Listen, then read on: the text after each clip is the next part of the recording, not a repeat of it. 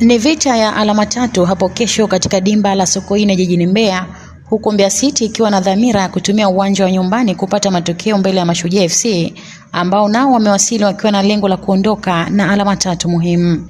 Mbeya City imeeleza kuwa imejiandaa kikamilifu kwa ajili ya mchezo huo, huku kocha wa timu hiyo Salum Mayanga akisema wachezaji wake wako katika hali nzuri na tayari kwa ushindani. Acha wale ambao usajili haujakamilika, waliobakia wote kwenye afya njema, na dhani nitaendelea kutumia watu ambao wako tayari kucheza. Cheza na timu nzuri, wacheza na timu bora yenye mchanganyiko wa wachezaji wazoefu na vijana.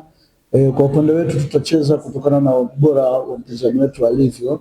Mashujaa ni timu nzuri, inafundishwa na mwalimu mzuri, fundi wa mbinu, na wachezaji wazuri. Heshima hii tunampa na tunawapa heshima hii, lakini heshima yetu hii haitunyimi sisi harakati zetu za kutafuta pointi tatu muhimu.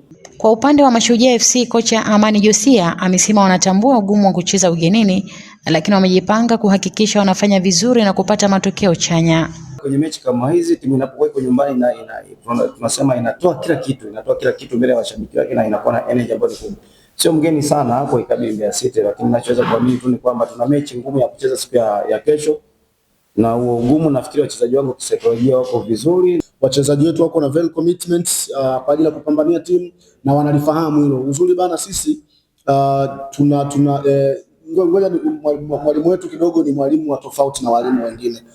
Wakati huo huo, wachezaji wa timu zote mbili wamesema maandalizi yao yamekamilika, huku akiahidi kuingia uwanjani kwa ari na morali kubwa, wakilenga kuwania alama tatu muhimu. Mchezo wa maandalizi kwa sasa yako vizuri, kwa maana kimwili na kitimamu tuko vizuri kujiandaa kwa sababu ya mchezo, na tunatumaini kwa uwezo wa Mwenyezi Mungu siku ya kesho tutaweza kufanya vizuri. Tunaelewa jinsi ya ugumu wa mchezo wa kesho, kwa sababu tunaelewa wametoka kupata matokeo mazuri katika mchezo huu uliopita, na sisi tumetoka kupoteza katika mchezo uliopita.